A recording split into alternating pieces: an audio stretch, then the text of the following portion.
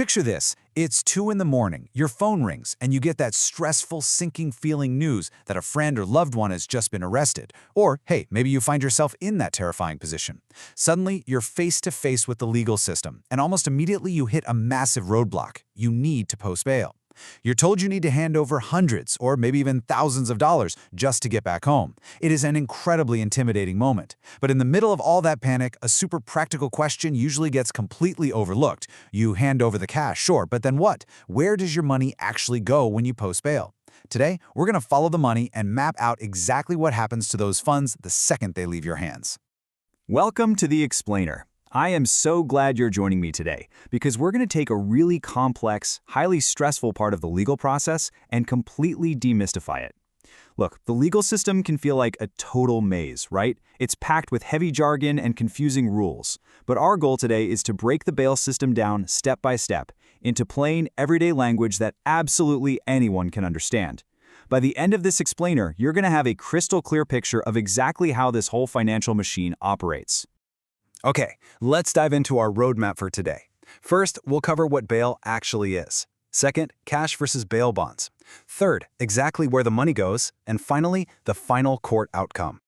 Let's start right at the top with Section 1. What is bail anyway? So bail is that immediate, intimidating hurdle you face right after an arrest. A judge sets a specific dollar amount that has to be paid before the defendant can be released. But why? Why does the court demand a bunch of money before a trial even happens? Let's clear up what this payment actually is. Think about renting an apartment. When you sign a lease, the landlord makes you pay a security deposit, right?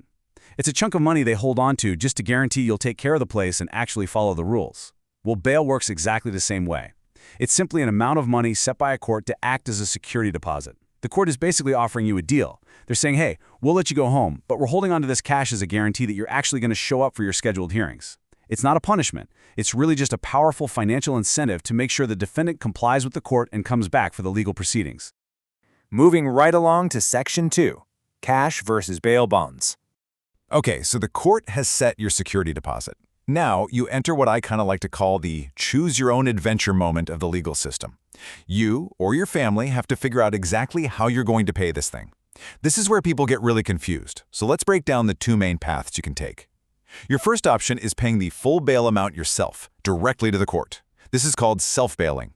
So, if bail is set at $10,000, you literally take $10,000 of your own cash and hand it over. Simple enough, right? Except, most people just don't have that kind of money sitting around in a checking account. So if you don't have the cash, you take option 2, using a bail bondsman. A bail bondsman provides what the court calls a surety bond on your behalf. You can just think of a surety bond like a loan or a legal promise. The bondsman goes to the court and says, I guarantee this person will show up, and if they don't, I'll personally pay you the full $10,000. This lets you get out of jail without needing all that cash up front.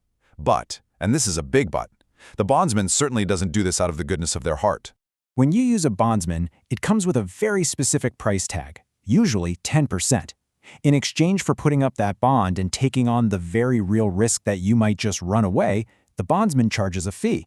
In California, for example, the standard rate is set at 10% of the total bail. So for a $10,000 bail, you're paying the bondsman $1,000. Now here is the absolutely crucial thing you need to understand. That 10% fee is entirely non-refundable. You're paying them for a service, the service of fronting the big money for you. Even if you show up to every single court date and the judge proves you completely 100% innocent, you are never seeing that 10% again. It's their compensation for taking on your risk. Which brings us perfectly to Section 3, where the money goes. All right, so you've made your choice. You either handed the full cash to the court or you paid that non-refundable fee to a bondsman. The payment is made, the defendant goes home. Now let's track the actual chronological journey of those funds. Where does the money literally go once it enters the system? Well, it doesn't just sit in a giant Scrooge McDuck vault somewhere. It gets systematically divided up. And this brilliantly illustrates how the machine works. The legal system organizes these funds into 5 financial buckets. Depending on how your case plays out, your money, or the bondsman's money, will flow into one or more of these exact categories. Let's look at them. Here is exactly where the cash lands. Bucket number 1 is the security deposit.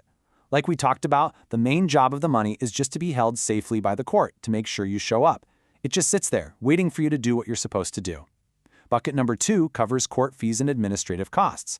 Look, the legal system takes a massive amount of paperwork and manpower to run, so a set portion of the bail money might be used to cover filing charges, admin expenses, and other court costs tied directly to processing your case. Bucket number 3 is victim compensation, and this one is really important. In cases where a crime actually has victims, a portion of the bail money might be set aside for funds that help those victims financially. This can cover things like their medical bills, counseling services, or other costs caused by the incident. Bucket number 4 is the bail bondsman's fee. We just covered this one. If you used an agency, that 10% you paid goes straight into their pocket as their non-refundable cut for taking on the risk. And finally, bucket number 5, forfeiture. This is the total loss bucket. You want to avoid this one at all costs, because if you don't follow the rules, the court keeps absolutely everything. We're going to see exactly how that happens right now. That takes us to our final section, the final court outcome. Eventually, every single legal case comes to an end. A verdict is reached, or maybe the charges get dropped. When the case officially closes, the court looks at that security deposit they've been holding and decides what to do with it, based entirely on your behavior. And it really just comes down to a best case and a worst case scenario. Best case scenario, attending all your court dates. If the defendant does exactly what they were told and shows up to every required hearing, the court keeps its end of the bargain. At the end of the case, and this is regardless of whether you're found innocent or guilty, the bail money is returned to whoever paid it. But remember those buckets? The court is going to subtract any owed administrative fees or victim compensation first, and then they'll return whatever balance is left over to you. On the flip side, the worst case scenario is missing court dates. If the defendant skips town or just doesn't show up, the court triggers a forfeiture. That means the money you put down as a deposit is completely gone. It becomes the permanent property of the court. Plus, you're now facing some incredibly severe legal consequences, usually starting with a warrant out for your immediate arrest. But wait, here is a surprising and honestly pretty intense detail from our source material about that worst-case scenario. Remember how if you used a bondsman, they legally promised to pay the court the full amount if you didn't show up? Well, if you miss court and trigger that forfeiture, the bond agency is suddenly on the hook for a massive pile of money. So to get their money back and clear their debt with the court, bail bond agencies will sometimes hire a bounty hunter. Yes, literally a bounty hunter. Their sole job is to track down the accused, apprehend them, and physically bring them into the court. It sounds like something straight out of an action movie, but no, it is a very real, very serious tool used in the bail system to force accountability when big money is on the line.